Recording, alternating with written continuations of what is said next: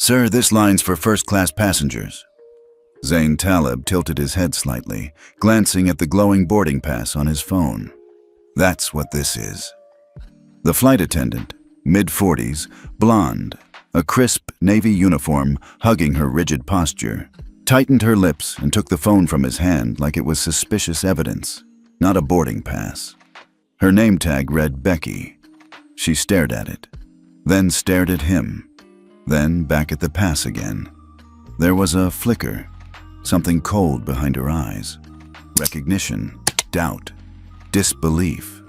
"This must be a mistake," she said. It wasn't a question. Behind Zain, two white men in Patagonia vests exchanged glances. One chuckled. "I mean," Becky continued, "did you use miles or some kind of upgrade?" Zain didn't answer. He didn't flinch. He'd been here before. Not this gate, but this moment. The moment when someone decided he didn't belong because of his skin, his beard, his presence. Not because of his status, but despite it. Becky held up the phone like a teacher catching a kid cheating. "I'll need to verify this. Step aside, sir." The way she said "sir" made it sound like "boy." "Tell us where you're watching from, because this story isn't about a seat. It's about a system, and how one man burned it down without raising his voice." Zain stepped to the side without protest. She didn't know. Didn't know the man she just publicly humiliated was the one who approved the ethics score her airline needed to keep flying internationally. Didn't know that with one message, he could trigger $920 million in frozen investments and initiate a shutdown of 17 airports that relied on his system to verify operator compliance. Didn't know that he wasn't just a passenger. He was the man who wrote the rules she was about to break. 12 minutes earlier, Zain had walked through the sliding glass doors of Terminal 1 at Toronto Pearson International under soft morning light. The airport buzzed with Monday energy, flight announcements, suitcase wheels clacking against tile, the hiss of lattes steaming. He moved like someone with no need to rush, a man in control. A tailored navy wool coat over a muted slate gray suit, his collar framed by the edge of a scarf. Everything precise, nothing loud. He passed dozens of people who would never guess who he was. That he ran a fund with $3.2 billion in active investments across 4 continents. That $920 million of that capital was currently flowing through the aviation industry. Much of it into airlines like SkyNorth, Can Air, JetBlue, and Aero One. That he also designed and controlled Ethos Core, a system currently being piloted by the FAA to grade airline ethics, compliance, and passenger treatment across 17 major airports. He didn't flaunt it. He didn't need to, because real power doesn't announce itself. It lets others assume. Then acts. Now, at Gate C-27, he watched Becky whisper something to her colleague, throwing a glance in his direction. The colleague laughed. Zain checked his watch. He was never late, but some delays are worth the cost. He stepped back from the counter, pulled out his phone, not to check email, but to open a secure messaging app only 5 people in the country had access to. He typed a single command.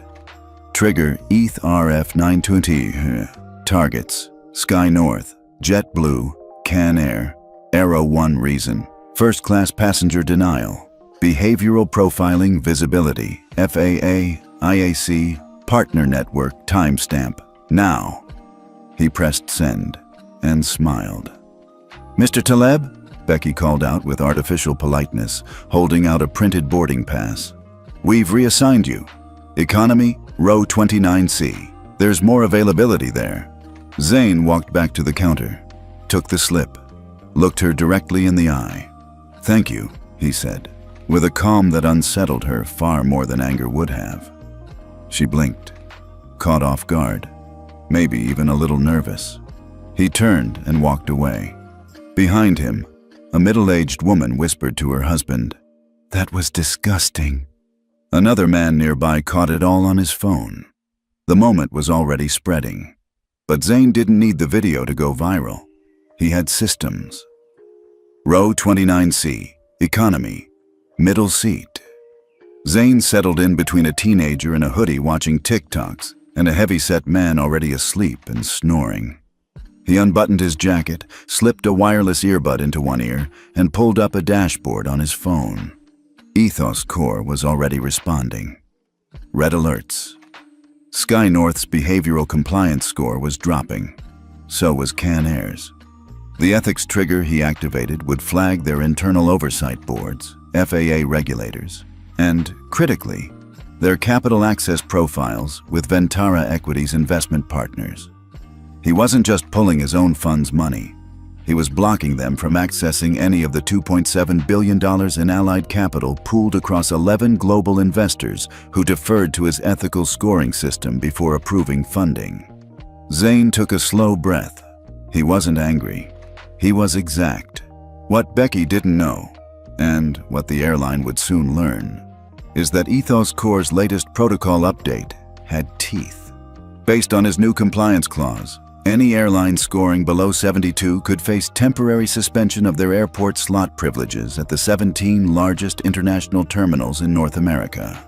Pearson, JFK, LAX, O'Hare, Atlanta, all on that list, and the report would reach FAA in 28 minutes. He leaned his head back, letting his body relax into the tension. The irony, the silence, the precision of what had just happened. He didn't yell, didn't demand an upgrade, didn't ask for a manager. He let the system do what it was built to do. Hold people accountable, quietly, thoroughly, and with receipts. He closed his eyes. Behind his eyelids, headlines were forming.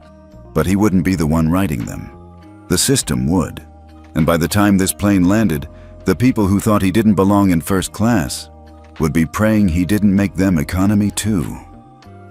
The plane was slowly rolling toward the runway, but Zane Taleb didn't look out the window. His body was in seat 29C, crammed between a teenager with headphones and a snoring man in a too-tight jacket, but his mind was already running calculations. Quiet, invisible, and precise. His phone, cradled in his palm just beneath the tray table, lit up again. The dashboard had updated. Sky North Airlines behavioral bias flag triggered Can Air. Cumulative incident pattern detected. JetBlue.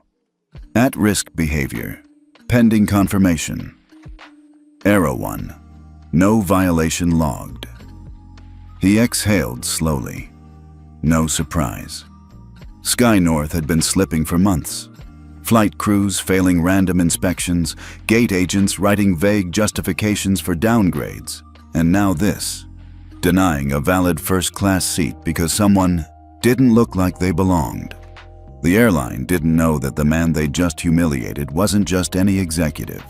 Zane wasn't even a regular CEO. He was the man who wrote the ethics system they now relied on to operate legally across 17 federal airports. Years ago, Zane had stood in front of a group of hardened, skeptical government officials and made a simple argument. You don't change airlines by embarrassing them. You change them by tying their behavior to operations and capital. At the time, nobody took him seriously. But Zane built the system anyway. He called it Ethos Core, an internal grading system that measured behavioral integrity across airline personnel and flagged bias, discrimination, or customer mistreatment. At first, it was voluntary. Then, it became the one thing airlines couldn't afford to ignore. Today, if a carrier's Ethos Core score dropped below a certain threshold, they'd lose terminal priority, risk having flights rerouted, and worst of all, trigger financial freezes from partner investment funds who relied on the index to approve capital. And Zane Taleb? He didn't just fund it. He owned the final authentication key. He didn't need headlines. He didn't need hashtags. He had infrastructure. And right now, that infrastructure was moving faster than anyone at Sky North could possibly understand. At Pearson International, gate managers started noticing strange alerts. The supervisor tapped her screen. A red blinking warning had popped up next to Flight 231. She called it in. I've got a compliance advisory on Sky North 231. Something about passenger reassignment. Her colleague checked the back end.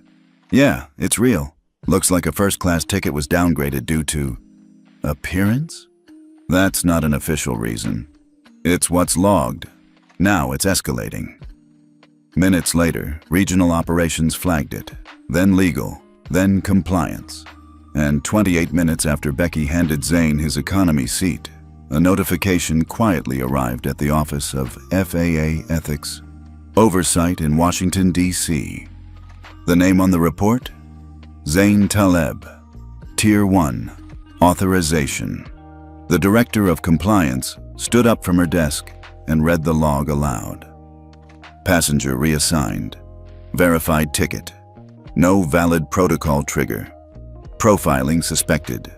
Reporting initiated by author of Ethos Core. She paused, looked around at her team. This isn't a complaint. This is a full systems enforcement request. Meanwhile, Zane was sipping water from a tiny plastic cup offered by the teenager next to him. "You good, man?" the teen asked. Zane gave a small, knowing smile. "I'm great." Outside the plane, gears were shifting, slowly at first, then with precision and power. At Ventara Equity's compliance office, his team had already locked down $920 million in credit lines extended to Sky North and its 3 partner airlines. The funds weren't gone. They were simply frozen, pending full review. And under the new rules Zane had pushed into effect earlier that year, any carrier scoring below 74 on the behavior index would be flagged for terminal gate reevaluation slot, priority downgrade, delayed customs processing. Immediate capital freeze across linked equity firms. Sky North was sitting at 62. That number would cost them millions, possibly their quarterly earnings, definitely their next board meeting.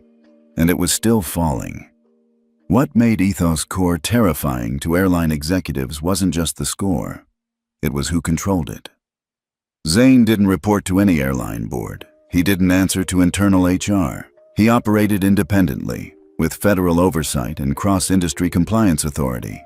He'd built the system so no CEO could overrule it, not even him, which meant that Becky's smug dismissal at the gate was now a federal-level incident. At that moment, Becky was strolling through the cabin, checking seatbelt compliance. She walked past row 29C and gave a mechanical smile, unaware that the man she'd tried to put in his place was the one unraveling the system she worked in. Zane didn't look up. He didn't need to. Her silence would come soon enough. 30 minutes had passed since he was told he didn't belong. Now, control towers in Toronto, JFK, Atlanta, O'Hare, and LAX had issued real-time restrictions on Sky North flights. Dispatch teams scrambled to understand why gate assignments were being pulled mid-rotation. Partner airports halted check-ins temporarily for Sky North-coded flights. And one by one, 17 airports across North America received the same advisory. Ethics violation score breach. Immediate slot review required. Initiated by Ethos Core, Tier 1. Authorized by Zane Taleb. Action: suspend priority clearance pending compliance review. The ripple was unstoppable now. Airlines that had once laughed at behavioral scoring were about to pay for underestimating it. Zane adjusted his cuff and checked the time. He'd built a system that punished quietly but struck loud. Not with press conferences, not with lawsuits, with frozen millions and grounded flights, with systems CEOs couldn't dodge, with scores they couldn't buy back. And as the plane lifted gently into the air, Zane didn't smile. He didn't need to. He was done proving he belonged. He'd already written the rules, and now everyone else was playing by them. The executive floor at Sky North's headquarters in Chicago wasn't designed for panic. Floor-to-ceiling windows looked out over Lake Michigan. The walls were lined with abstract art worth more than most regional aircraft, and the boardroom table was a single slab of imported walnut. But this morning, the room was vibrating with tension. The CEO, Gordon Krell, had just walked in, coffee in one hand, phone in the other. His assistant had warned him that something urgent had come through from airport operations. Something about flight slot suspensions. At first, he thought it was a routing glitch. Then he saw the live feed. 17 airports, all red, all flagged for Sky North. And worst of all, the source wasn't from customer service. It wasn't even a lawsuit. It was a Tier 1 freeze issued by Ethos Corps. He dropped into his chair, heart thudding now. Okay, someone tell me what the hell happened. COO Renee Caldwell leaned forward. Her face was pale. It started with Flight 231 out of Toronto. A first-class passenger was reassigned to economy. Flight attendant logged it as seat correction, not suitable for premium cabin. Gordon narrowed his eyes. So, she exhaled. The passenger was Zane Taleb. The room went dead quiet. Someone actually dropped their pen. Krell stared at her, blinking. The Zane Taleb? Renee nodded. Founder of Ethos Corps, Executive Director of Ventara Equity. He holds controlling compliance power for all 4 funds that back our new expansion project. Jesus Christ, muttered someone at the far end of the table. Who the hell approved that reassignment? Krell barked. Gate lead, Renee answered. But the flight attendant confirmed it. A woman named Becky Lang. She's still in the air? Yes, but we already received an incident flag from FAA Ethics. They're requesting a full internal log sweep and behavior audit. Slot clearance has been suspended at Pearson, JFK, LAX, O'Hare, Atlanta, and several Tier 2 airports. Our entire eastern corridor is locked down. Krell stood up and walked to the window. His hands trembled just slightly. This wasn't just a screw-up. This was a systems crisis. We can't operate without those slots, he said. Canceling flights today alone could cost us over $30 million in reimbursements, logistics, and press fallout. Renee nodded grimly. Not to mention investor confidence? The CFO chimed in. If the freeze holds through tomorrow, our quarterly earnings projection collapses, and if Taleb activates Ethos Corps' integrated funding gate. We're done, Renee finished for him. He can lock all 4 primary funding flows, and legally, we can't appeal it. Not if it's ethics-based. Krell turned slowly. What does he want? Silence. Nobody knew. Because Zane hadn't said a word. No tweet, no call, no PR blast, no warning. Just infrastructure response. That made it worse. It wasn't personal. It was procedural. It was like being erased by math. Meanwhile, inside FAA's compliance division, calls were piling up from airport directors and airline legal reps demanding clarity. But the Ethos Corps dashboard wasn't glitching. The Tier 1 freeze was authenticated and cascading as designed. One flight crew's decision had dropped Sky North's behavioral score from a borderline 77 to a 61. Below 65, they were considered operationally non-compliant. Below 60, they'd risk temporary federal deauthorization in all airports participating in the Ethos Corps pilot network. Sky North had never dropped below 74. Until now. Back in the boardroom, Krell asked the room, "Can we contact Taleb? Offer a statement?" Renee shook her head. "If we reach out, it's on record. If we acknowledge the incident, it's a public liability. What if we deny it? He has access to our internal logs. He built the system. He's already seen everything." Krell sat down heavily. "We need a plan, before the market hears." Elsewhere in the city, in a quiet corner of Ventara Equity's Toronto branch, Zane sat with his general counsel and 2 analysts. His phone buzzed every few minutes. Data from Ethos Corps confirming slot suspensions were in effect, and capital freezes had begun ticking across Sky North's funding architecture. The reports weren't dramatic. They were surgical. Clean, cold, calculated. Zane didn't ask for updates. He didn't need them. He was just watching, listening. At 10:43 a.m. ST, a soft chime echoed in the boardroom at Sky North. A new email. It was from Ventara Ethics Review Division. The subject line read, "Immediate compliance mandate. Passenger equity response required." Krell opened it. Inside were 3 sentences. "Your carrier has breached threshold under Section 3.8 of the Passenger Equity Mandate. All slot reinstatements are suspended pending a formal apology, retraining documentation, and crew reassignment audit. Refusal to comply will trigger expanded Tier 1 freeze across allied networks. Attached was a digital ethics ledger of the incident. Time-stamped, verified. Becky Lang's name was right there. So was the gate supervisor. So was Krell's own signature on a staffing override from 2 months ago, indirectly linking him to the manager who'd approved reduced gate bias training. Krell pushed back from the table, red-faced. He's not just freezing capital. He's coming for our leadership framework. Renee swallowed hard. We underestimated him. No, Krell said. We underestimated the system he controls. At the same moment, in Dallas, JetBlue executives were holding an emergency call with Can Air and Aero One. All 3 airlines had minor infractions pending in the system, and now feared a network-wide chain reaction. Because if Sky North went dark, the spotlight would turn on them. Each had received a quiet alert from Ethos Core just 1 hour ago. You are being observed. The message wasn't a threat. It was a mirror. Back on Flight 231, Zane had finally closed his eyes. The sun was shining through the window, warming the side of his face. No one around him knew what was happening on the ground. No one knew that 17 airports were locked in a state of compliance emergency because one black man with a valid first-class ticket had been told, "You don't belong." Zane didn't react that morning. He hadn't raised his voice, hadn't argued.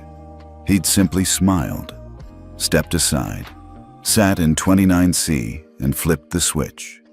Not with vengeance, with architecture. With a system powerful enough to strip an entire airline of operational privileges in less than an hour. And all he had to do was let the system do what it was designed to do. Becky Lang had just finished her in-flight coffee when the cabin lights flickered once, then dimmed slightly.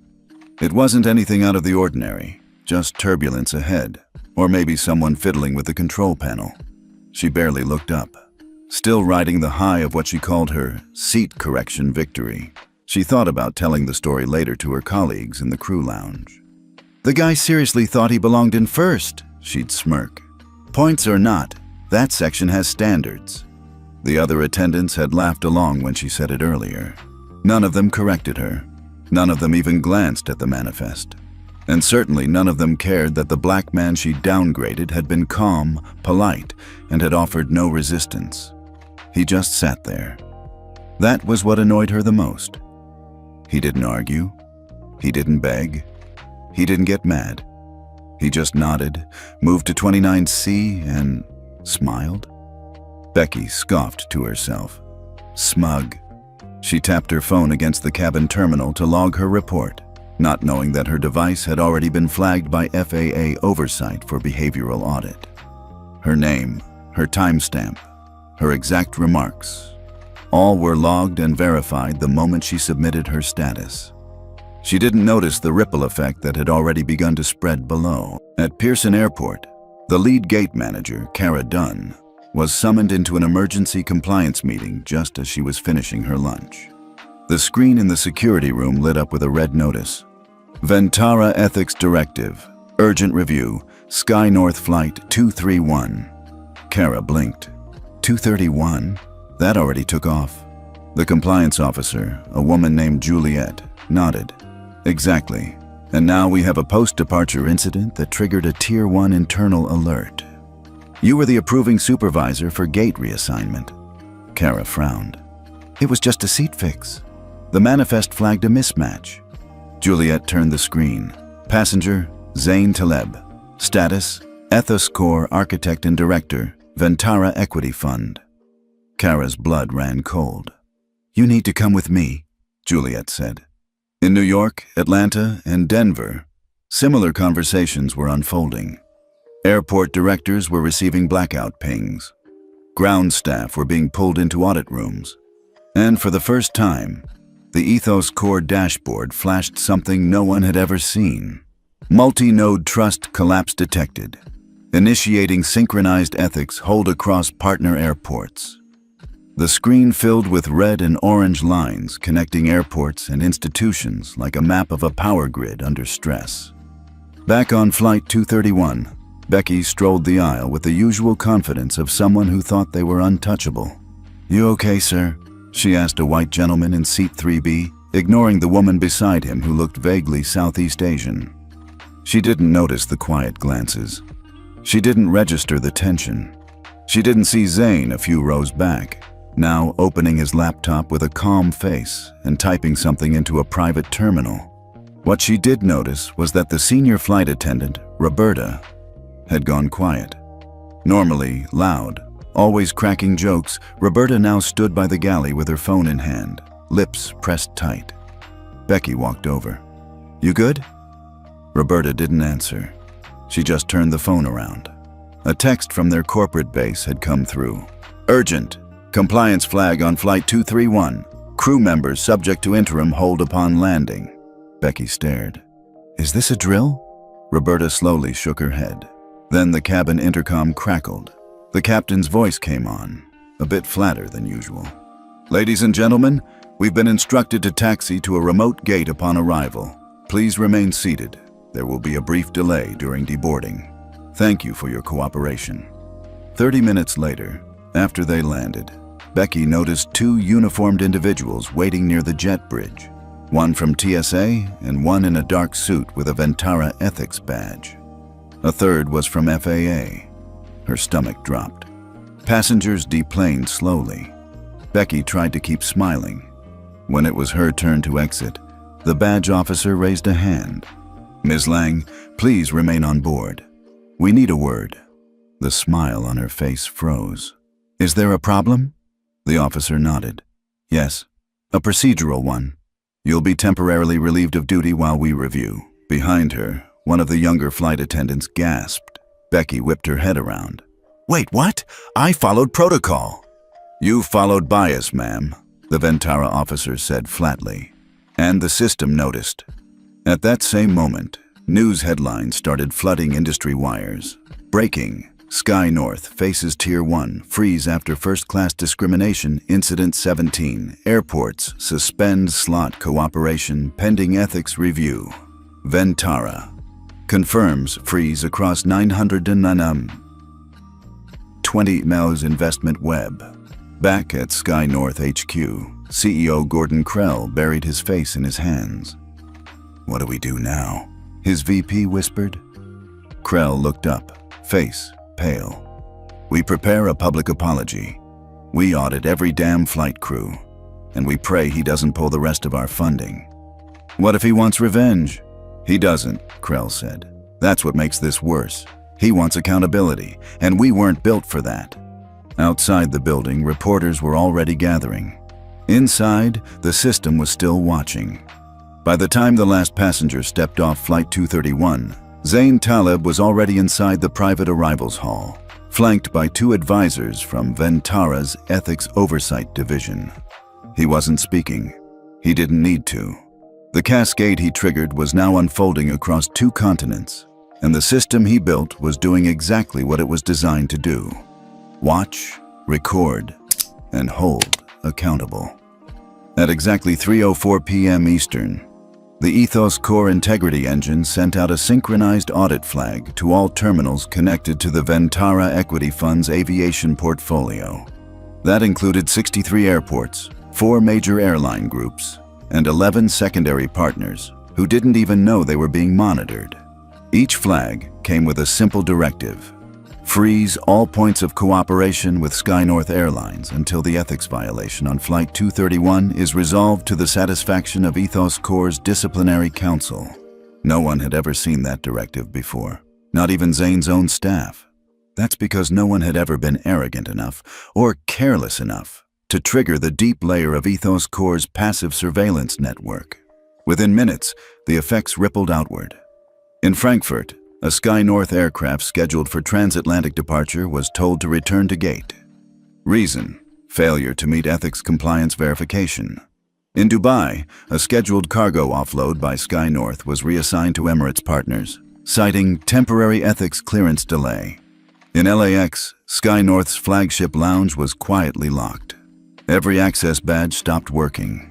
The manager stood there, stunned. while a representative from airport operations simply handed him a printed notice. Per Ventara Code 9.1. Access revoked pending realignment of ethics thresholds. Inside the ethics command room back in Toronto, dozens of staff stared at the real-time map. Lines connecting airports turned red one by one. Some blinked, some pulsed, but they were all lit. One of Zane's senior engineers, Amira, turned to him. "The system's holding, even under media pressure." Zane nodded. "Good. Make sure we geo-seal the trigger logs. I want the FAA to have full transparency if they escalate." "You think they will?" He gave her a look. "They don't have a choice." Back at Sky North HQ, Gordon Krell was now in full containment mode. His general counsel was already on a Zoom with federal aviation reps. The PR director was drafting apology scripts. And the COO was on the phone with airport liaisons, begging them to wait 48 hours before freezing long-term gate contracts. But none of it mattered. The moment the Ethos Core freeze went public, a silent clause buried in Ventara's airport partnership agreements auto-triggered a 30-day ethics review across every airline that shared systems with Sky North. That meant Delta, Ascend Air, GlobeJet, and even their newly merged partner, Nova Fly, were now being pulled into the compliance whirlpool. Gordon slammed his fist on the table. "This is sabotage. One man." "Not one man," corrected his legal chief. "One system, one we didn't know we were entangled with. That's the problem." But Zane wasn't celebrating. He wasn't smiling. And he wasn't interested in revenge. He was sitting quietly in the corner of the operations room now, reviewing the real-time responses being submitted by internal compliance officers at each airport. Some were apologetic, some were defensive, but most were silent. It was that silence that told him the system worked. Ethos Core didn't just scan for rule-breaking, it observed patterns, facial reactions, tone of voice, even biometric spikes in stress from crew members when they were about to discriminate. It didn't accuse people, it archived them. And in that archive, it had seen enough. At 3:12 p.m., Zane authorized the public release of a partial report. Not the names, not yet, but the event sequence, gate logs, crew remarks, seating assignment override, compliance inactivity, and finally, the audio recording of Becky's statement. "He doesn't belong up here. Just because he has points doesn't mean he fits the profile." That single line hit the industry like a grenade. The video version, paired with cabin footage showing Zane quietly moving to 29C with no protest, went viral within 22 minutes. News anchors interrupted broadcasts. Airline CEOs were on emergency calls. Passengers at terminals began recording their own experiences, sharing instances where they too had been moved or adjusted for no clear reason. A wave was rising, and Zane didn't need to surf it. He just needed to steer it. By 4:00 p.m., the FAA requested a formal call with Zane and his ethics council. They didn't threaten. They asked for access. Zane gave them a limited viewing credential into the Ethos Core dashboard, enough to see how the data had been collected, verified, and sealed. It was clean. No tampering, no bias, just accountability, wrapped in code. Later that evening, as the world still spun from the sudden exposure, Zane met privately with 3 of his senior advisors. "We've proven the system works," one said. "Now what?" Zane looked out the window. The skyline of Toronto glowed in the dusk. Planes were still flying. People were still moving. But now, they were being watched by a code that didn't care about race, class, or money. Only fairness. "We don't burn the system," he said. "We make it sign its own rules." "What do you mean?" He turned back. "We write the Passenger Ethics Accord, a universal charter, every airline, every airport, every funding partner. You sign, or you don't fly." Silence filled the room. Then one of the advisors grinned. "Let's get to work." Across the globe, the first outlines of the accord were already being typed. The following morning, the tension inside Sky North's executive tower was heavy enough to crush glass. Every screen in the crisis operations room displayed a new headline. CNN, BBC, Al Jazeera, Bloomberg. All running the same story with slight variations in tone, but the same icy core. Passenger Ethics System grounds Sky North. In the private terminal at Toronto Pearson, Zain Taleb was sitting by a window, dressed in a quiet navy suit, no tie. He sipped black tea as he reviewed the updated cascade logs. His team had spent all night verifying the integrity of the freeze actions. Not one had been reversed. Not one. The Ethics Accord draft was already circulating among legal teams in 5 countries, but Zain wasn't concerned about signatories. He was waiting on one man. At precisely 8:43 a.m., the door to the Executive Arrivals Lounge opened, and in stepped Marcus Delaney. Delaney didn't need to introduce himself. The silver FAA badge clipped to his jacket collar did it for him. He was tall, wiry, late 50s, calm eyes, no entourage. Just a black folio in one hand and a single line. "I assume you know why I'm here." Zain rose and shook his hand. "I do." Delaney sat across from him. "Let's not waste time." For the next hour, the two men sat in silence except for the sounds of file tabs, page flips, and the occasional click of encrypted drives. Delaney's job wasn't to judge, it was to audit. But halfway through the Ethos Core Access portal, he paused. He looked up. "This thing, it doesn't just track actions, it monitors intention." Zain nodded. "That's the difference. It doesn't punish behavior, it documents intent, bias patterns, and systemic signals. It's not personal, it's mathematical." Delaney closed the folio. "How long have you been deploying it?" 18 months, quietly, in parallel with our aviation investment layers. We needed a field test. Delaney exhaled. "You chose the entire North American transport corridor as your field." Zain smiled faintly. "Big data requires big samples." Outside, the first wave of reporters had begun to arrive, not at Sky North, but at the FAA's Regional Compliance Office, tipped off by anonymous sources that a federal ethics arbitration was underway. Delaney leaned back. "I'll give you this. You didn't hide anything. This data is clean, well-logged, and self-auditing. But that also means we can't ignore it." Zain leaned in. "I don't want you to ignore it. I want you to adopt it." Delaney blinked. "Adopt?" "The FAA runs on a safety index. We propose an overlay, a real-time ethics index. Just like maintenance checks, ethics deviations get flagged, severity scored, patterns investigated." Delaney didn't respond immediately. He tapped the folio. "You realize that if we endorse this system, dozens of airlines will fall short." Zain's voice dropped. "Then maybe they shouldn't be flying." The weight of that sentence hung in the air, not a threat, a truth. By mid-morning, Sky North's board had gone into emergency session. Their intern at Pearson Airport, the lead gate manager, Kara Dunn, while risk analysts projected a $580 million liquidity freeze if the FAA backed the ethics accord. Elsewhere, Delta and Ascendair began drafting parallel press releases, not to deny anything, but to preemptively pledge cooperation with emerging accountability frameworks. But the most significant reaction came quietly.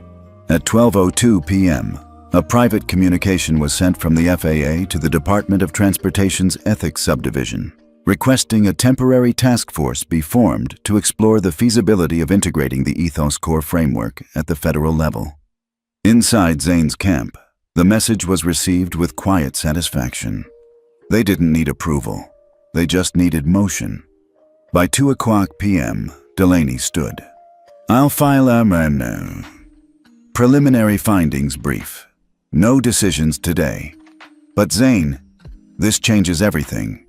You realize that, right?" Zain's reply was calm. Everything needed changing. Delaney extended his hand again. "For what it's worth, I don't think you're trying to burn the industry down." "I'm not. I'm just asking it to look in the mirror." By sunset, word began leaking that FAA oversight was intensifying.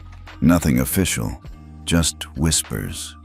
but whispers in aviation move faster than jets. That night, Zane didn't go home. He stayed at the control center, watched as server after server lit up with new compliance audits being self-reported by regional airports, trying to avoid being flagged next. The Ethics Accord draft now had 17 co-sponsors, including 2 international hubs in Asia and 1 in the EU. And then came the call. At 9:37 p.m., his assistant stepped in. "It's Director Mahoney, DOT." Zane picked up. "Director, we've reviewed the logs, the FAA brief, your full system disclosure, and we have one question." "Go ahead. Are you willing to make the Accord public?" Zane didn't pause. Not only willing, it was always the plan. There was silence on the line. Then, "In that case, be prepared. Tomorrow morning you'll be testifying before the Senate Subcommittee on Transportation Ethics." Zane didn't flinch. "Send the questions. I'll be ready." As the call ended, the entire operations room looked at him. "It's happening," he said. Across the skyline, the glass walls of Toronto's tallest towers reflected the blinking lights of grounded planes. The system had started as a passive safeguard. Now, it was turning into a new kind of power. Zane Taleb stood in the quiet hallway outside the Senate hearing room, his navy blue suit pressed to precision, the knot of his tie sharp but unassuming. Behind him, aides shuffled briefing documents, but Zane held nothing.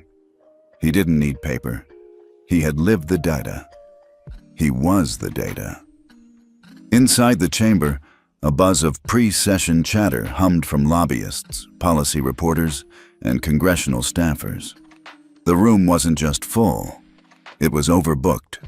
Folding chairs lined the walls. Even standing room had been claimed by interns an hour before.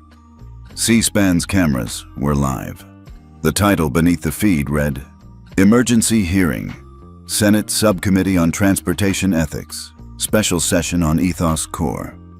At exactly 10 o'clock a.m., the gavel dropped.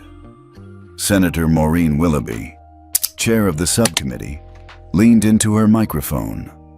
"We are convening this special hearing in light of the recent events surrounding the grounding of over 100 flights and the temporary suspension of SkyNorth Airlines by a private ethics monitoring system known as Ethos Core. Our witness today is Mr. Zane Taleb." Zane stood, walked to the center table, and took his seat under the weight of 10 high-definition cameras and the gaze of a nation. "Mr. Taleb, before we begin with questioning," Senator Willoughby said, "do you have an opening statement?" Zane nodded. "Yes, Madam Chair. It's short." He leaned into the microphone, calm and firm. "This system was not built to punish. It was built to protect. It does not monitor race, income, gender, or rank. It monitors patterns of exclusion, silence, tolerance for misconduct, and deliberate ethical evasion." The incident on Flight 231 was not unique. It was the tipping point. If what you care about is safety, then you must also care about dignity. The air is not safe if justice is absent at 30,000 feet. That is all. The room stilled. There was no applause, just silence. Senator Willoughby blinked. "Mr. Taleb, let's begin." For the next 90 minutes, Zane fielded a barrage of questions from lawmakers across the aisle, some skeptical, some supportive, a few visibly uncomfortable. "Who authorized you to monitor these flights?" asked Senator Dobkins from Texas. "Our investments authorized access," Zane replied, "and every partner airline agreed to service quality auditing in their contract. We just raised the bar from napkins to ethics." "What gives you the right to freeze airport access?" "We didn't freeze it. We flagged it. The contracts auto-trigger compliance locks based on ethics scoring thresholds. We designed the logic, but the consequences were activated by the system itself." Senator Richards from Vermont leaned in. "Are you saying the system made the decision to suspend SkyNorth?" "No. I'm saying the humans who built the rules are now being held to them, for the first time." Senator Willoughby's aide passed her a note. She read it, then looked up. Mr. Taleb, are you aware that 12 additional airlines have preemptively requested Ethos Core evaluations in the last 24 hours? Zane's expression didn't change. I'm aware. We've accepted 9. 3 we declined due to conflicts of interest. And what are your intentions with the accord? We want it to become standard. A global baseline for ethical compliance, just like seatbelt checks and fuel audits. Only this time, it protects the human experience. And who decides what's ethical? Zane looked her in the eye. The people flying, the ones getting bumped, ignored, profiled. We don't decide. We measure what the passengers experience and hold the system accountable. The chamber fell quiet again. Then the questioning turned political. Senator Judson, a known ally of large transportation lobbies, leaned into the microphone. This smells like a tech power grab. One man building a surveillance empire under the guise of justice. What's next, Mr. Taleb? Cameras in bathrooms? Morality scores for every seat upgrade? Zane didn't blink. No cameras, no invasive surveillance, no morality ratings, just math and transparency. The problem isn't our tools, it's your fear of what they reveal. The remark made the senator recoil slightly, but he didn't respond. At noon, the session paused for lunch, but no one left. Senator Willoughby called the chamber back to order. Mr. Taleb, final question. What would happen if Congress refuses to endorse this accord? Zane didn't hesitate. Then it will be signed by the airports. If not them, by the passengers themselves. Justice doesn't wait for legislation. It moves through whatever channel has the courage to act. The final word landed like a gavel. When the session adjourned, media swarmed the Capitol steps. But Zane didn't stop to speak. He walked straight to the black car waiting by the curb. Inside, his chief of operations sat with a tablet. It's done, she said. Zane nodded. Senator Willoughby's office just sent word. She wants a private meeting next week to discuss pilot implementation for the ethics accord with FAA integration. Zane looked out the window. Across the street, a small crowd had gathered. Not protesters, not activists, just regular people, passengers, some holding signs, others holding old boarding passes. One woman had printed a still frame from the cabin footage of Flight 231. Zane being moved to the back, face calm, eyes steady. She held it up as if to say, "We saw it too." That night, Zane sat in the quiet of his condo in Toronto. No screens, no dashboards, just stillness. He opened the drawer beside his bed and pulled out an old dog-eared ticket stub. It was from 10 years ago, a flight from Abu Dhabi to London. He had been denied boarding because the attendant didn't believe he could afford it. He'd never spoken about it, never complained. He had just remembered and built something. Now the world was finally watching. He whispered into the night, "We're not done." By sunrise the next morning, Zane Taleb's name had become synonymous with two things: accountability and disruption. The Senate hearing replay was trending across every major platform: YouTube, TikTok, even Reddit's front page. The phrase, "Justice at 30,000 feet," became a meme, a slogan, a rally cry. But something even more unexpected was beginning to happen. People started digging. It began with a thread on X, formerly Twitter. A user posted, "Anyone remember a flight where a crew member treated you differently for no reason? Drop the flight number and date. Let's see what we find." Within hours, the replies numbered in the tens of thousands. People didn't just post complaints. They posted receipts, boarding passes, video clips, emails from airlines gaslighting them after reporting mistreatment. A TikTok user named @FlightWitness uploaded a stitched video of 5 different passengers, all black, being moved from their assigned first-class seats. Dates ranging from 2017 to just 3 months ago. Same airline, same excuse. "We overbooked." One woman posted footage from her phone showing a flight attendant laughing after asking her to prove you belong here. The timestamp showed it was from 3 years ago. The clip went viral again, this time amplified by the national conversation. Suddenly, Ethos Core wasn't a system people feared. It was a system they demanded. Back at Sky North's headquarters, the mood had shifted from panic to paralysis. The board had canceled all press appearances. PR consultants were burning through hourly retainers. Legal was frantically combing internal emails for anything that could be construed as pattern-based negligence. They didn't know what would collapse first: public trust, shareholder confidence, or both. In the meantime, Zane remained almost completely silent. He hadn't tweeted, he hadn't posted, he hadn't appeared on any cable news programs. Instead, he let the movement grow organically. The data was already out there.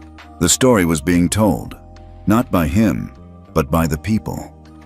Behind the scenes, though, Zane and his team were working non-stop.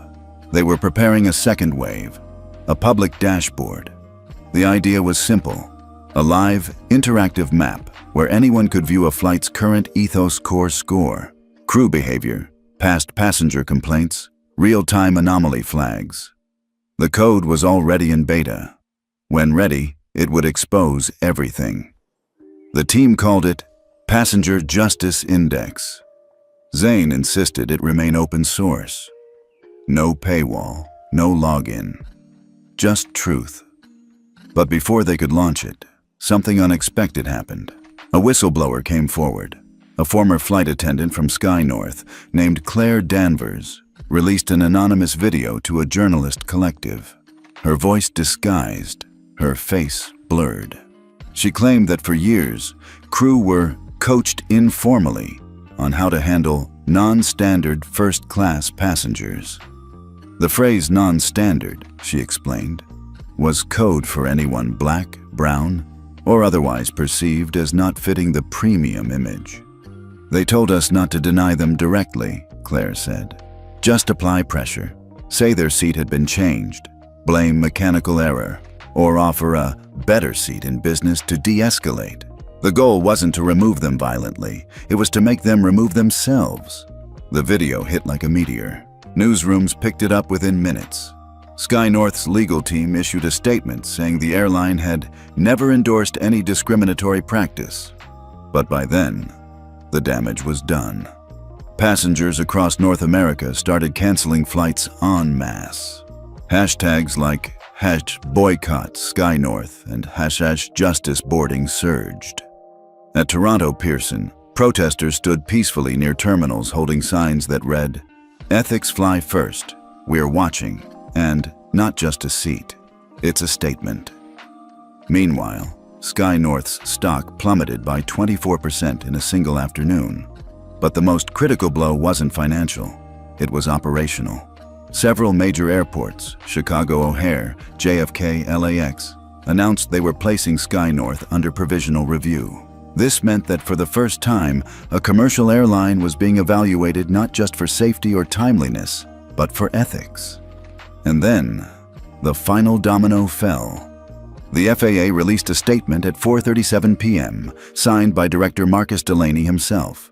It read, "The FAA recognizes the role of ethics in ensuring public trust and safety.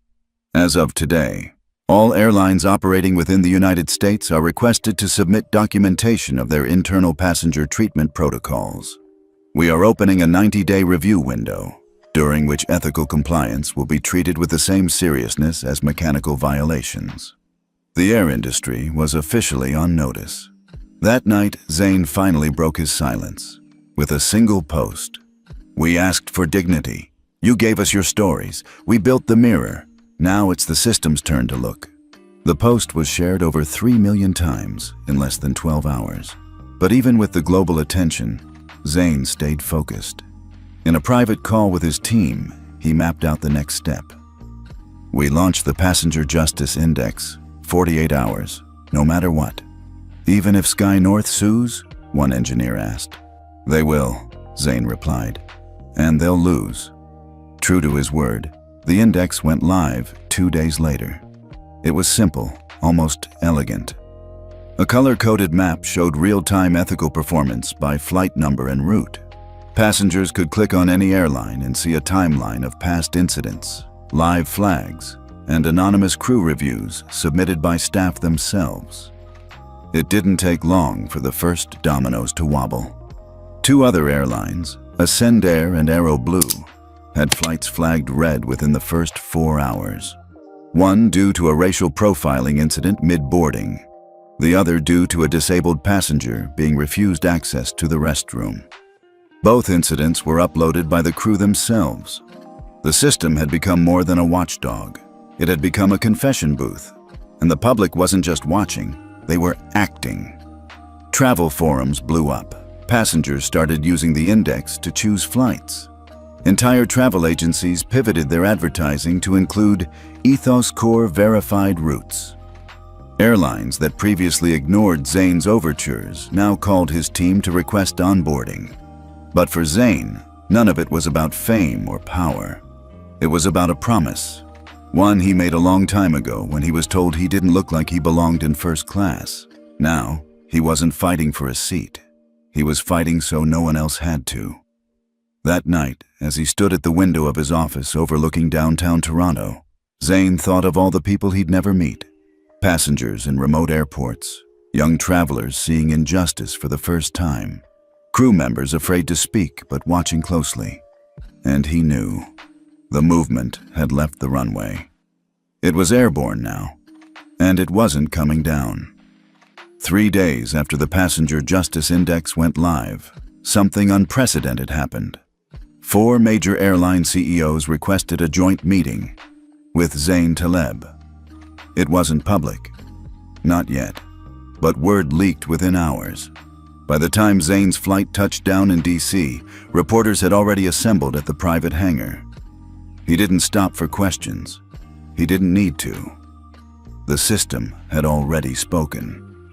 At 9:30 a.m. sharp, Zane walked into a secured conference room inside the Department of Transportation headquarters, flanked by his ethics counsel and his chief of systems strategy. On the other side of the table sat the top executives from SkyNorth, Ascendair, Aero Blue, and Concord Jet. Their faces were drawn tight, not just with tension, but recognition. Recognition that their industry had changed in a matter of days. And the man responsible wasn't a regulator or a senator or a judge. He was an investor with a laptop and the moral courage to challenge them all. "We're not here to argue," said the CEO of Ascendair. "We're here to talk solutions." Zane didn't sit yet. The time for solutions started a decade ago. What you're asking for now is leniency. No. The Concord Jet executive interrupted. "What we're asking for is partnership." Zane raised a brow. "On whose terms?" Silence. SkyNorth's CEO, grim and defensive, finally spoke. "You've gutted our value in under a week. If we don't act, we'll collapse. But if we sign on, it can't just be about penalties and scorecards. We need clarity, a chance to fix things, not just be punished for them." Zane took a slow breath, then sat down. "You'll get clarity," he said. "You'll also get accountability, not one or the other." He reached into his briefcase and slid a slim folder across the table. It was labeled Passenger Ethics Accord, Final Compliance Terms. The terms were non-negotiable. Every participating airline must install internal ethics flagging systems for both passengers and crew. Whistleblower protections would be mandated, enforced, and audited. Any flight with a red flag score would trigger an auto report to FAA and passenger protection agencies. A quarterly review would be held, with the public invited to comment. SkyNorth's executive flipped through the document. Face, pay. "This is federal-level regulation, and it's not even coming from the government." "It's coming from us," Zane replied. "From the people, the ones you ignored until they had tools." A long pause. Then Aero Blue's CEO broke the silence. "We'll sign." Ascendair followed, then Concord Jet. SkyNorth hesitated, but eventually their CEO gave a single nod. That afternoon, the press was called. At a historic joint conference on the steps of the DOT, all 4 airlines announced the implementation of the Passenger Ethics Accord, publicly thanking Ethos Corps for designing the new standard. Zain didn't speak at the podium. He didn't have to. That night, though, something else happened, something that wasn't coordinated or planned. Across the country, flight attendants began submitting anonymous reports, some going back years. Passengers uploaded testimonials in real time. A new subreddit called Flying Fair hit 100,000 members in under 24 hours. But more powerful than the numbers were the consequences. In Atlanta, a passenger who was denied a seat upgrade filed an Ethos Corps complaint. The score flagged the flight. Within hours, the airline issued a formal apology and moved the passenger and his daughter to first class for life. In Seattle, a gate agent who repeatedly ignored elderly and disabled passengers was terminated after 3 separate crew reports aligned with past flagged data. In Phoenix, a pilot union publicly endorsed the system, marking the first time in U.S. history that both passenger and crew advocacy aligned on a third-party accountability tool. Zain's office was flooded with interview requests. He declined them all. Instead, he focused on implementation. Each day, his team fielded hundreds of partnership requests from airlines in Europe, Asia, the Middle East. But Zain was cautious. He wanted to scale the movement, not dilute it. In a private call with his head of expansion, he said, "We don't just want adoption. We want integration. The Accord needs to live in the bones of these systems, not just sit in a PR deck." Meanwhile, back in Toronto, Zain was finally able to do something he hadn't done in months: sit still. He returned to his favorite cafe on the waterfront, tucked into a quiet corner seat. The barista recognized him but said nothing, just gave him a quiet nod. Respect without intrusion. As he sipped his espresso, an elderly woman approached. "Mr. Taleb?" she asked, hesitating. He looked up. "Yes?" She held out an envelope. "My granddaughter was on that Sky North flight, the one that started this all. She was in coach, saw everything. She filmed it too, but never posted it. She thought no one would care." Zain opened the envelope. Inside was a handwritten note. "Thank you for building something that made her believe again. In people, in fairness, in what's right." He didn't speak, just nodded. Because that's what this had always been about. Not revenge, not exposure, restoration. That evening, as he walked home, he noticed something small but powerful. At Pearson Airport's check-in kiosks, a new line had appeared beneath each boarding pass. Passenger Ethics Index, verified. Tiny words, but they meant the world. In homes across the continent, families talked about boarding with dignity. Parents told children that kindness mattered, even in travel. Schools used the Ethos Corps story as a case study in civic ethics. And Zain? He wasn't done. In a closed-door meeting with the FAA, he proposed something even bigger: an international working group to codify the Ethics Accord into a global air passenger charter. If adopted, it would change the way the entire world flew. Not just safer, fairer. And now, we want to hear from you. Have you ever experienced or witnessed unfair treatment while flying? What do you think every airline should do to protect dignity at 30,000 feet? Tell us where you're watching from, and what justice in the air means to you. 3 weeks after the FAA formally adopted the Passenger Ethics Accord, the ripple effects had reached far beyond U.S. borders. In a sleek conference room overlooking Geneva, Switzerland, representatives from 42 countries gathered for an emergency summit held by the International Civil Aviation Organization, ICAO. Originally scheduled as a regulatory review on emissions, the agenda had been forcefully changed, unanimously, after the explosive rise of Ethos Corps. For the first time in ICAO's history, the leading topic was not fuel, safety, or logistics. It was ethics. Zain Taleb had not asked to attend the summit. In fact, he'd turned down several invitations.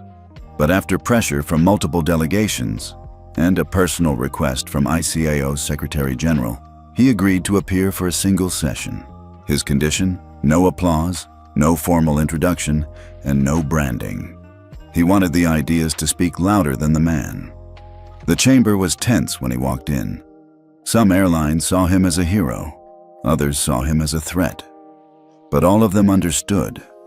He had shifted public expectation forever. Zain approached the microphone with the same calm he carried in front of the Senate. "I'm not here to offer a product," he began. "I'm here to reflect your passengers back to you." He told the story, not of himself, but of the 9-year-old girl from Baltimore who was asked to move back to economy despite having a first-class ticket. He showed the footage of a disabled veteran in Frankfurt denied boarding assistance for 45 minutes while the crew laughed behind a curtain.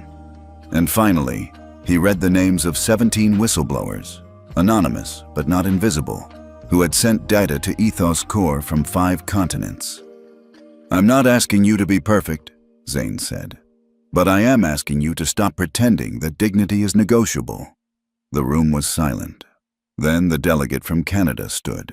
"We're prepared to align with the accord." The Netherlands followed, then Kenya, then Thailand, then Brazil. Within 24 hours, 29 countries had signed a preliminary resolution supporting the Global Passenger Ethics Charter, modeled directly after Zain's accord. That same week, Delta, British Airways, and Emirates each made public commitments to integrate real-time crew evaluation systems.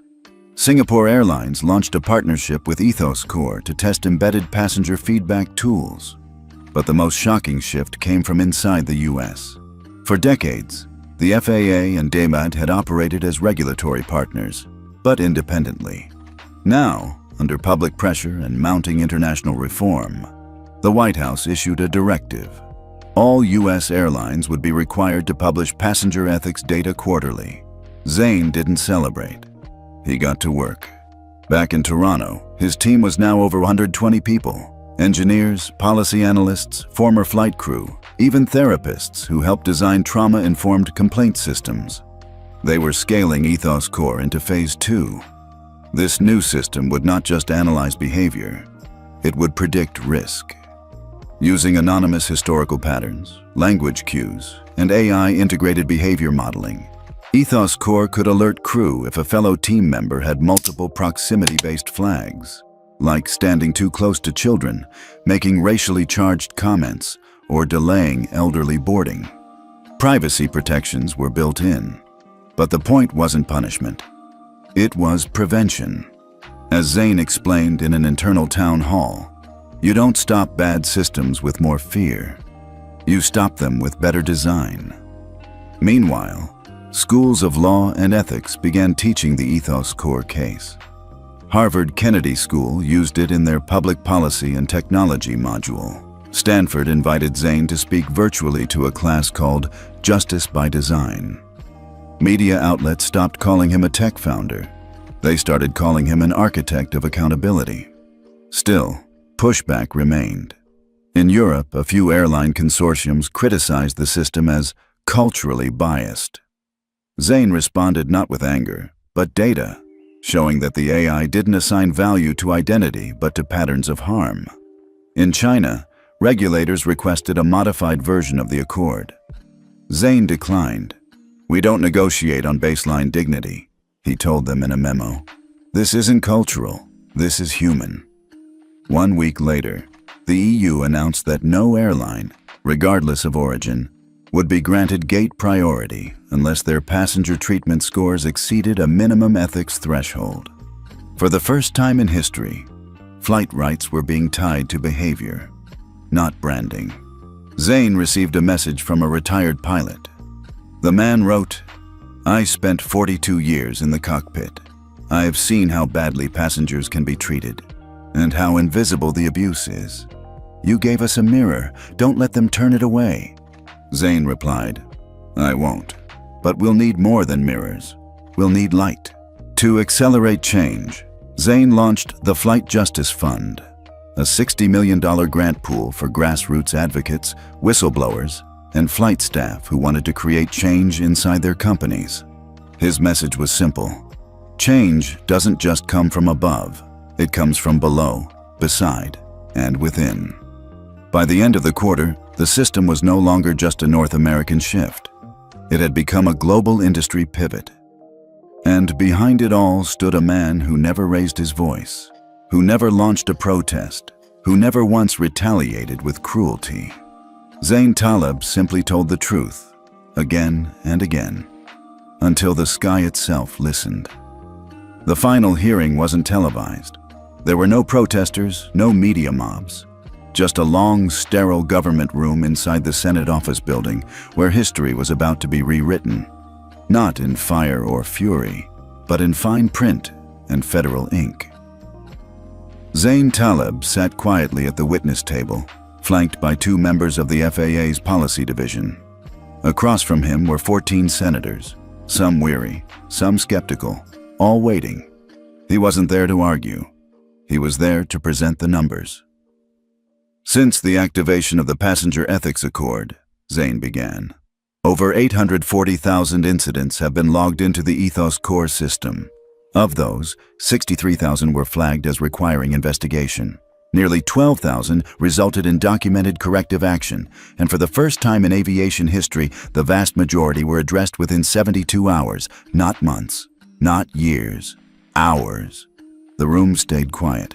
He continued, "We are no longer guessing. We are auditing behavior in real time. We are making dignity measurable."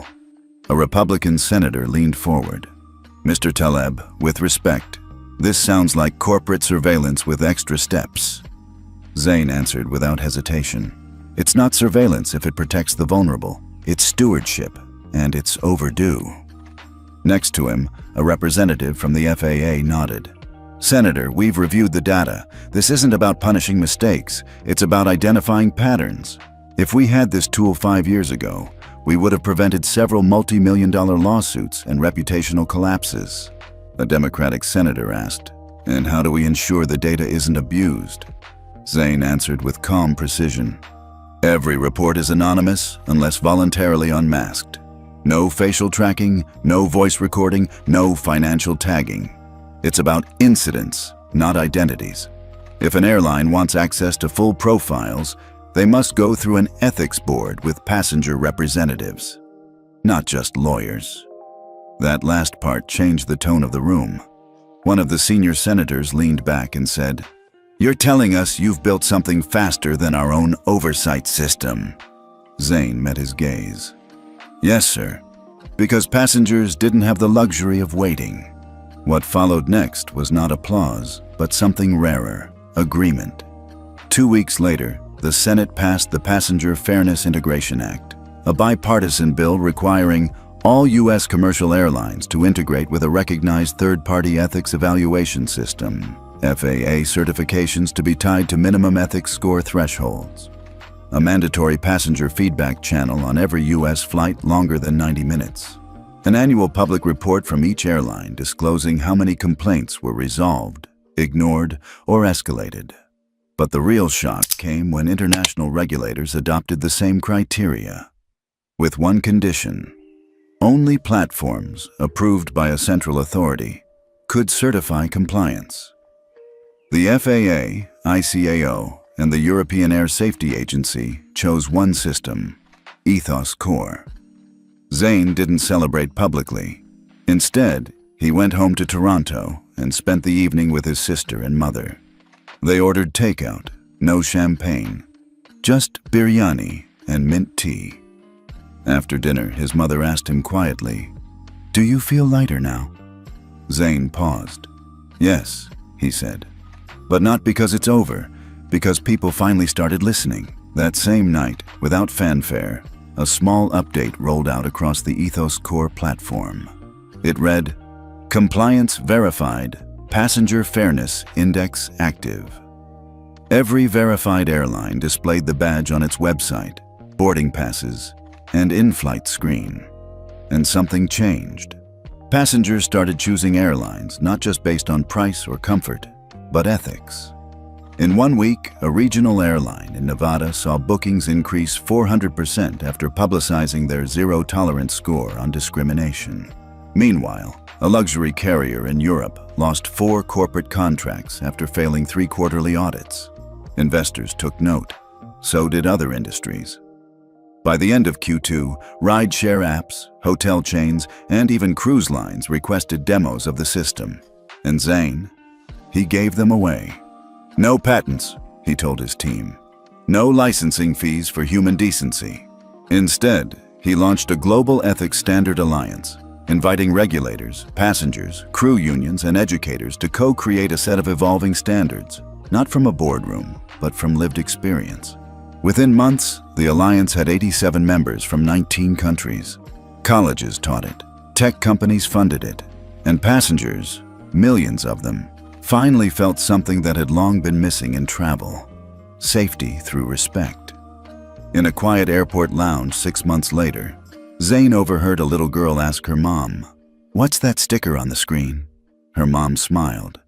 "It means this plane treats people fair." The girl nodded. "Good, then we'll be okay." Zane looked out the window, smiled to himself, and exhaled. The sky wasn't just blue anymore. It was accountable. It was raining in Toronto the day Zane boarded his first flight since the Senate vote. No press, no cameras, just a simple seat, 2A in business class, on a short-haul flight headed west. The airline was small, regional, and not yet famous. But they'd signed the accord early. That was reason enough for him to support them. As Zane settled into his seat, he noticed something on the tray table. It wasn't a menu or a sales flyer. It was a laminated card titled, "Your Dignity, Our Duty." Beneath the heading were simple words: "This aircraft is monitored by Ethos Core. All feedback is confidential, and your respect matters." He smiled, not because it had his system's name on it, but because it wasn't about him anymore. A flight attendant passed by. She gave him a polite nod, then turned her attention to an elderly man struggling with his overhead bag. Without hesitation, she walked over, took the bag gently, and helped the man settle in. No one clapped, no one filmed it. But Zane noticed. Small moments. They mattered. The plane took off into a sky still gray with spring rain. As clouds peeled back to reveal the sun, Zane opened his laptop, not to code or build, but to write a letter. Not to Congress, not to airlines, to the people. "Dear passengers," he began, "you never needed a platform. You needed a voice." He typed slowly, intentionally. Every time someone said, "You don't belong in this seat," you stayed seated. Every time someone rolled their eyes at your accent, you still said, "Thank you." Every time you were overlooked, delayed, dismissed, you didn't break. You built pressure, quietly. And now, the system finally blinked. He paused, then finished. You didn't owe them silence, but you gave it anyway, so they could hear themselves louder. Now they hear us too. He hit save. In the seat across the aisle, a young woman in a wheelchair was being handed her phone by a crew member with careful, deliberate kindness. Not performative, just decent. Zane leaned back. He remembered the first time he flew alone at age 11, a middle seat. He was ignored for snacks, laughed at for mispronouncing cranberry juice, and told to sit up straight by a flight attendant who never once smiled at him. He hadn't cried then, but he remembered. It was never about the juice. It was about who they assumed he was, and wasn't. This moment, in contrast, felt full circle. No one here knew he'd written the system now guiding this flight. No one cared. And that's exactly how it should be. Ethics didn't need applause, it needed continuity. As the plane began to descend, the captain's voice came through the speakers. "We're beginning our final approach into Vancouver. Thank you for flying with us, and thank you for being part of a better standard, a better standard." Zane looked out the window. The city stretched below like a quiet promise. When the wheels touched the runway, there were no fireworks, no loud music, just the soft hum of brakes and the scent of rain evaporating off tarmac. He waited for the back rows to exit first. No rush. On his way out, the flight attendant who had helped the elderly man earlier caught his eye. She gave a quick smile and said, I read about what you built." Zane blinked. "Didn't think anyone here would recognize me." She shrugged. "We're not all the same. Some of us actually joined this job to protect people, not just serve them." He nodded. "Thank you," he said. "No," she replied. "Thank you." He stepped out into the terminal. No red carpet, just polished floors and a quiet buzz of travelers moving toward whatever was next. In the far corner of the terminal was a small screen displaying flight info. But beneath it, another screen played a looping message. "Welcome to Vancouver International Airport, certified by the Passenger Fairness Index, because every seat should come with dignity." Zane kept walking. He didn't stop to watch. He didn't need to. The system would keep running. The people would keep moving. And justice, quiet, firm, and finally visible, would stay in flight. Have you ever witnessed a quiet moment of justice like that? Share your story in the comments and tell us where you're watching from.